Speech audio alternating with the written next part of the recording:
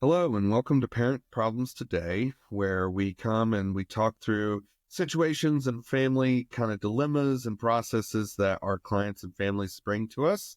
Today's conversation is between myself, Robert Trout, and Paul Arredondo from the Parent Trainers team, where we're going to present kind of a alternate, I'm going to say, viewpoint on a tool that is grossly misused and grossly misunderstood by most families. At Parent Trainers, we talk very often about concept versus action. And that, in a nutshell, is really looking at the idea that parents read a book or a blog, or they get an idea from a professional where it's like, okay, if we just do, this thing, it will solve the problem. And at Parent Trainers, we very much don't believe that. We look at you have to understand the process, the concept of putting something into place, and you need the actionable steps to use it with your loved one, with your family system, with everyone involved. It's not, if we do this, it'll get better. It's, we have this that we're going to implement and we're going to put the steps into place. So today's topic is a very big one that comes from a lot of different angles in our industry, in therapy, in treatment centers, parent coaches all over. Families have fallen into this idea that somehow if they write a behavioral contract, that things will just suddenly get better where they are. So they're called behavioral contracts or home contracts, or they might have a couple other different names. But what we're talking about here is where parents are sitting their loved one down. And these are teens, tweens, young adults who are struggling with a mental behavioral health process. And they're coached through this process of saying, oh, let's almost make a deal with our kid where they say, here's the behavior that's not working for us, like smoking pot, not going to school, not cleaning your room, like any number of things. I pick any issue that a parent might be fighting with their kid on a behavioral level. And then people are looking at this and saying, okay, so what we're going to do is say, okay, if you don't clean your room or you don't go to school, you are going to have this consequence come in, and you're agreeing to that consequence. And that's what there's a nuance to this conversation today, where when you create a behavioral contract, at the bottom of that contract is this place where you've gone over it with your loved one and they have to sign it as if their signature makes this a legal binding document that they agree that if they do this negative thing, they agree this consequence will happen, and they will not argue. They will not fight back. They will not, disagree with the consequence that occurs because they knew that it was there. And I'm going to be the loudest voice on the mountain screaming as a professional it doesn't work. You're coming at this from an angle, especially for someone that's probably neurologically delayed, behaviorally delayed in their growth as they're going through whatever it is that they're going through. And you're sitting them down and telling them all the bad things they're doing, and then telling them all the bad things that will happen to them if they keep doing it, and then saying, sign it, and that'll make everything better. And there's so much folly, right? And that's why we're talking about this today, the folly of behavioral contracts, where you're expecting this piece of paper to matter to your child. In our professional experience, that's just not the case. In fact, very often, I know kids that take that behavioral contract and they use it as a roadmap to say, oh, here's the 10 things I could use to punish my parents or pay them back or try to make, get attention or get my needs met through this because they've told me the things that they're paying the most attention to. Situations like that unfold all the time. But I'll pause there because, I could go on about this forever because we've seen these things fall apart at every turn for families in every situation. So, Paul, I'll pass it to you and just say, what's the first thoughts that come up for you about these behavioral contracts and things that we want to talk with parents about today as far as look at it like this, not this, things like that. I think one of the things that we often talk to parents about is, you can paint the clearest, most idyllic version of what you want your home to be. And, and that's wonderful, right? Because we're not going to tell you what your family culture should be. We're not trying to tell you what you need to do. This is more about, having some perspective and taking a step back and asking the simple question, is this thing that you're putting on paper sustainable for you as a parent? Not for your kid, for you as a parent. I mean, of course, we want the kid's behavior to change, right? And that's why these things exist, is because there's something to be talked about, something to be discussed, something to give attention to, something to create at least a conversation, right? And so creating the space for that opportunity for the parents to step, that's always the first thing when I'm working with somebody is like, hey, we could, again, paint this idyllic lens of like how the transition should look and what we would like it to be. And, you are going to have to hold some boundaries. You are going to have to be clear about, black and white clear about what it is that you're wanting to shift towards. And ultimately, if you can't maintain that with some consistency, or, as you were saying, Rob, like having the idea of an agreement is one element of change. If you're not maintaining rapport with your child, if you're not creating opportunity to normalize conversation and normalize conflict and normalize repair and normalize the way you get to sit down and have regular check-ins, then the paper doesn't mean anything. So it really is about, how are you looking at this? And this is kind of a loaded word, holistically, right? Taking a big step back and recognizing that, primarily this is about relationships. Yes. This is about you all coming together and understanding of what it means to tend to your family values, respect, authenticity, trust, patience, accountability, and so forth. Yep. Yeah. And I mean, I can start dissecting some of this for the family that's listening, saying, oh, well, we've tried these contracts over and over again. Certainly. And sometimes the contract's very specific, right? Like I know lots of families that they use behavioral contracts around like the phone or devices, and that's it, right? But even those fall apart at every turn because the parent shows up, and here's folly number one, I think. The parent shows up with this, well, you signed it. Why are we still fighting? And I just want to make sure that every parent that's listening to this understands that that's the folly that we're talking about in this episode. The folly is the expectation that just because they agreed in that moment, that there's not going to be pushback, that there's not going to be the fight following that meeting, or family kind of putting it, like you said, black and white, like this to this to this. So the folly really always drives down to that signature at the bottom, where I encourage all of my families not to have them sign it. There is no agreement on the kids' side. When I talk about it, I really hope the families look at it more as a family empowerment model, or parent empowerment model, where the parent is saying, I'm open to your suggestions. Absolutely. And that opens the relationship, right? And I'm just letting you know, and that's what this paper is for, is that the next time this happens, this will be what the consequence is. So there should be no surprise on your side or mine. Accepting, and this is the hard part, accepting as the parent that you're still not going to like it when that happens. I, as the parent, completely understand that you're still going to push back and fight and etc. And that's why a lot of the families I work with, I coach through this pattern of saying, here's the action, here's the consequence that you're going to enforce. And then sometimes there's even that secondary consequence where you say, I'm going to give you, a couple hours to accept that that consequence is now enforced.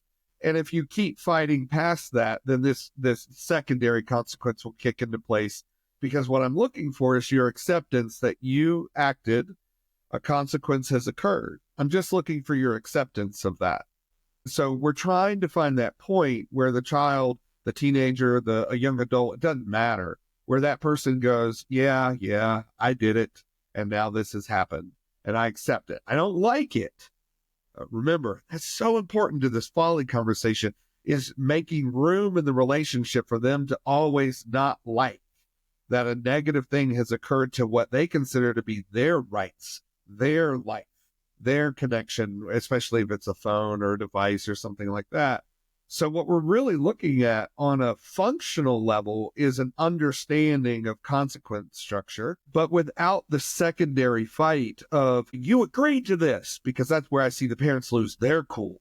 It's you signed it, so it's your fault, right? Yeah. And it's like, no. Like, let's back off of this idea that a kid's signature, and kid meaning young adult even, like these pieces of paper, for every parent listening, I mean this with love. This piece of paper means nothing in a court of law. I don't care how old your kid is. This isn't between like a contract about money or buying something or et cetera. This is about understanding how if you do this in your life, there are consequences to it. So that's the first thing I always kind of step into. Paul, what do you got? Yeah, I think a really important aspect of what you were just speaking to, Rob, is how parents can be reactive in the face of their child perpetuating an old pattern when there's been a discussion about like how to shift it. And, the idea of having an agreement or having, at the very least, insight building process around, hey, I see you're doing this. Hey, I see we're doing this together as like a parent child dynamic. Hey, you know now my opinion about why that is not good or why it doesn't work for me or why it's not supportive to the family system. And creating an opportunity to, as you said, Rob, like take that perspective and recognize that your child is still going to be reactive and it's your job not to be reactive. Yes. The idea of having this insight building process, creating a plan, moving towards action, your role on the other side of that level of depth and connectivity is to not react, it's to respond. So yes, you should expect them to push back. Yes, you should expect them to be teenagers, be young adults, be tweens, be claiming their autonomy and their independence and wanting to pull away from the family and be in their classic differentiation, right? And so being able to slow yourself down as you're going into a conversation, pause, release some of the tension in your chest and your throat as you're engaging them, knowing surely you understand that they have not tended to the document, not tended to the expectation, not tended to this agreement or a contractual litigated thing that you believe you have. Creating that space to, again, slow down. Yes. Slow yourself down because, I said earlier, this is about you maintaining relationship. And if you're showing up with reactivity, they get to point the finger at you and say, see, it's your fault.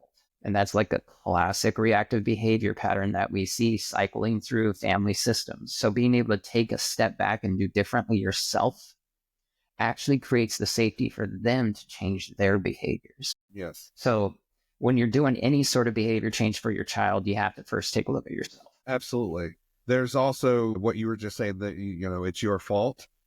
I want to make sure that parents understand that that's one of the greatest follies of home contracts or behavioral contracts is that you actually make something, write it out, print it, sign it, like you have it as just document. And I can't tell you how many fights I've had to help parents like back away from because the kid does the thing. And come on, please hear us on this. Your kid's gonna do the thing that's on the list. Just because you wrote it down and created a new consequence doesn't mean it's not going to happen again. It's going to happen. There should be an expectation of continued negative behavior whenever you do these things. And I just hope every parent hears that because it would solve so much stress on you to be like, good, we talked about it, we're done. Woo! We can move on now. No, we talked about it. We have this document and everyone understands what's going to happen. Now I'm just waiting for the next one to occur. It's so much easier for a parent that's expecting it to happen to kind of be in that accepting place of, okay, it's going to happen. I'm going to remain calm, right? I'm going to take that step back. I expected it to happen, at least a few times until the behavior change can take place. Now, from that, however, or go ahead. What do you got? I know that triggered something for you. Yeah, totally. And I think this is actually a really important message for families who feel like they've gone through many, many iterations of a home contract, right? Where they feel like we've done this, we've been through this, we continue to do this. How many times do we have to have this conversation? My kid just doesn't listen. It's my kid's fault. It's my kid's fault. It's my kid's fault. And, they just won't do the thing, right? And so again, you're the brain that is developed. Developmentally, a tween, a teen, even a young adult, they have less capacity to manage themselves, less capacity to manage their reactivity, less capacity to manage their anxiety, their anger, their degree of stress. They're going to be reactive. And we should expect it. And in fact, a word that we haven't used yet, but we often say is it's predictable, right? It's predictable that they're going to push back. I mean, you remember when you were a teenager. Take a step back right now and just put yourself at 16 in your home and the things that you want to do and your parent pushing back on you and saying, no, you're not ready. You're in that same position, and it might look different in terms of the behaviors, but the reality is you're dealing with an underdeveloped brain developmentally. And so you have to meet them there and you have to be the adult.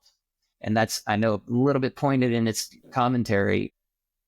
If you're expecting them to change, they need to feel safe enough to create that change for themselves. They need to trust that the environment is going to be willing to accept them in that space and work with them in that way. And so you're going to have to ride that roller coaster, like Rob was saying, creating that opportunity for them to fail, find a little bit of success, 2 steps back, right? And then create that opportunity for them to, learn the lesson again and again. Because if you are in that 5th iteration of a home agreement, they've seen it and they're like, my mom can only handle it for this long. My dad's only going to handle it for this long. Then they'll toss it aside. I just need to push. So your consistency and your energy comes back to your idea of like, how do you create sustainability? How do you make it work for yourself first? Yep. And that's what I want to make sure the point I finish is you're the only one that cares about this home agreement that was written. Right. Let that sink in for every parent listening to this. You are the only one that cares about this actual document and kind of function of it, etc. Your kid does not care. They signed it to get you off their back, even just for a little while. The document itself does not matter to them. It just doesn't. And that's partly neurological, but partly behavioral. And we're looking at creating change, and there's 2 things that really need to be seen here. One, the biggest folly or mistake with the actual document is that when they make the mistake, you march to their room and you hold that document in the air and you point at paragraph 3, section C, and you tell them exactly what they did wrong, what's going on. And now what you're doing is creating this dynamic that's reinforcing just how much they don't care about the document you're holding. Because the document is just something that, it's there, but it's not real to them. It's a construct. So I want to make a point about concept to action on that before I move to the second part. On that one alone, do not march into their room and hold that and look at that thing and just don't do it. The document itself doesn't matter after you presented it to them. It just doesn't, right? So instead, make sure that anything that is a consequence on a behavioral contract, or in our words, a parent empowerment document, where you've just said, hey, this is what's going to happen next time you do this. Not you have to agree or it's going to be bad or whatever. Hey, just we want you to know, black and white, then the next time you do this, this is what's going to happen, right? The way we try to reinforce that is you don't have to march into the room. They did the thing. And one of the most concrete examples is like a kid with their phone, and there's those parent apps now where they didn't do their homework or they didn't clean their room or whatever's been tied to the behavior, and you have it tied to the phone. It's like, okay, they didn't do that thing, and then you press the button on your phone that makes their phone a brick. That's useless. They can't do anything with it. Trust me on this, parents. Message delivered. Now that you've enacted the consequence without having to tell them that, you did this bad thing and reinforcing the dad speech or the mom speech or whatever. Now the message has been delivered. 2 things need to happen. One, you now expect the reaction. They're going to come out of their room and find you because you just turned their phone off. And that's okay. You need to make room within the relationship for the reaction without you reacting back. And then you just reinforcing to them saying, well, like the thing we went over with you, as soon as you do that thing, your phone will come back on. Let me know when it's done. No argument. We try to make this as functional as humanly possible. Functional, not relational. If you fight the battle with relation always loses because you're turning it into a me versus you versus accomplish the task. And this comes back into action. You tying life to life versus me versus you. And we really want that to be the goal. So that's how concept turns into action. The second part to this is really looking at the idea that for your kid, again, the document does not matter to them. And I want to warn parents that sometimes what happens, and Paul, you mentioned this, it goes into, well, we're on our 5th behavioral contract. And as a professional, I have to back up and go, why? Well, the first one didn't work. And I'm like, how many times did you actually follow through on the consequence that you wrote out for the behavior to get them to feel the consequence and then enact the change over time? And so often parents said, well, we tried the thing and it didn't work. How many times? Oh, I don't know, twice. And it's like, if you create a structure of consequence, please understand that part of the folly, the thinking about this behavioral contract is, well, if it didn't work twice, then it's not going to work the third time. And it's like, what we're looking for is consistency.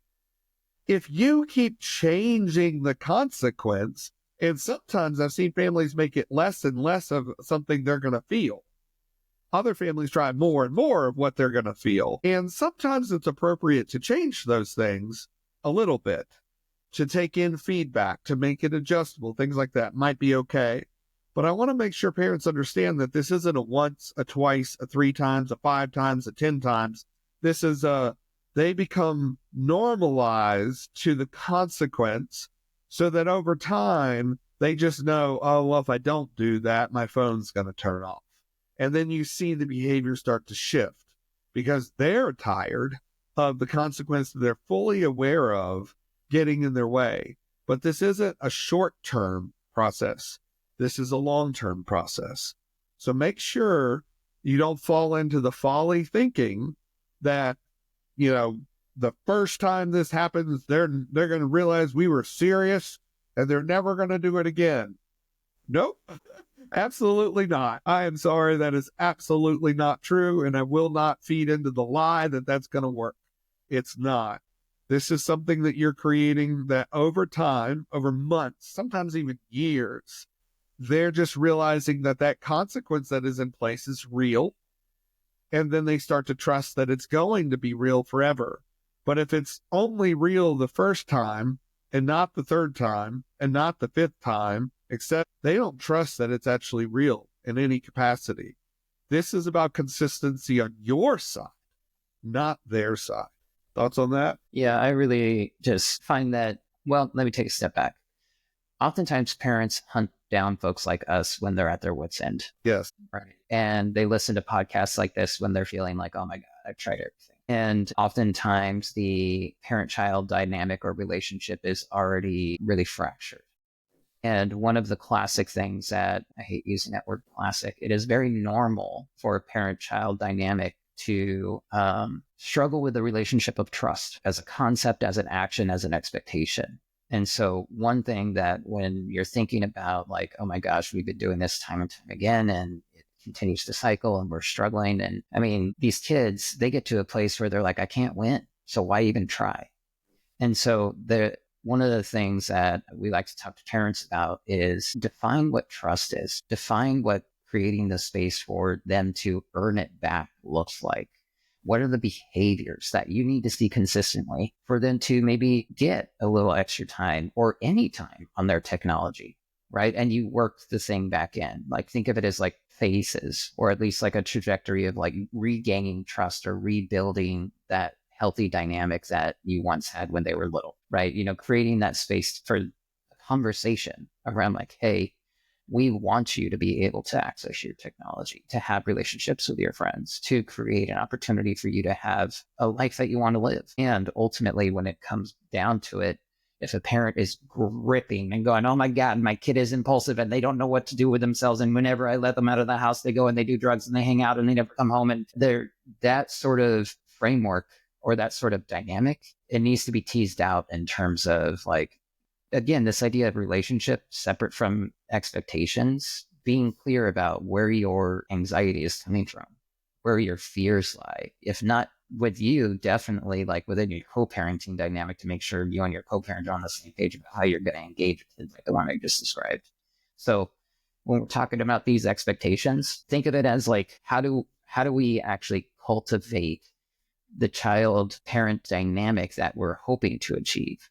And so usually that takes stepping back and saying, okay, does my kid even know how I view trust? does my kid even understand, like, again, concept versus like action? So you need to be more trusting. What does that even mean? What does that even look like? How do I even like define that? What does like trust mean? It means like you complete this task, you follow through with this, we stay connected this way. These are the conversations we normalize. And we do that over time. And so as somebody starts to show up here, maybe a little bit more opportunity opens up for them. Maybe a little bit more space continues to be offered because they're starting to show up. But again, that comes from what you were saying, Rob, is like, as a parent, the consistency needs to be there. And they need to feel like they have a goal to move towards. Because if they're just being shut down and clamped down and everything is taken away, because gosh, how many families have we met where they're like, I've taken away everything from them and they still won't listen.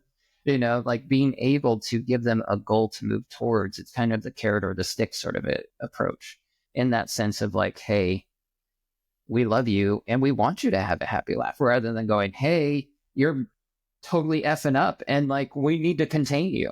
Right. And those are two different conversations and two different approaches. And that's really what, you know, you started off at the beginning saying, Rob, is it's got to be more than just a document. Yeah. It's got to be more than just an approach that is like sign the bottom line and now everything's going to be different. Creating the opportunity to have the conversations, to stay connected to your child, to be in a good co-parenting dynamic and making sure you're on the same page to manage this or to be consistent around it. All of these are much bigger pieces that we'd be happy to talk to you about and listen to our other podcasts and come, you know, engage us. Yep. Those are great conversations. Yeah. Yeah. And that's a good closing place really for this conversation. And I think what I'll do is wrap up by just clarifying something I said a little earlier. You should always expect them to repeat the behavior you wrote the document about. You should also always leave room for that behavior to disappear. It's a balance of understanding that they're going to mess up until things change, until things are different. But things can change, and you need to maintain hope and awareness as the parent that you're going to see that shift and make room, because if they shift and they are different and you're showing up somehow in a fight or an argument and, you know, it comes through that you're just still seeing them as the screw up or the one that's going to make the mistakes, or they're going to go use again, or they're going to run away again, or whatever it might be, which is the fear, the parent fear. If that fear takes control, then it reinforces for them that it doesn't matter if they're better, because you're just going to always see them in that negative way. So do your work with this process, right? Like get rid of the contract element and make it just a family plan that we're trying to reach this place of being able to live like this together. And I'm going to stay vigilant as the parent. My job is to be vigilant for when you do become the type of person that we're proud of and working towards our goals as a family, not just, you know, whatever that process looked like for you. So make sure you leave hope and awareness open in the process. Is so important when you're creating these type of family documents or plans and things like that, because it doesn't have to always be negative. So hold space for that. And Paul's absolutely right. Come find us, join the community, do one of our trainings online, and we'd love to work with you and see if we can help you come up with your parent plan versus a contract. And you can find us at parenttrainers.com, and we look forward to seeing you.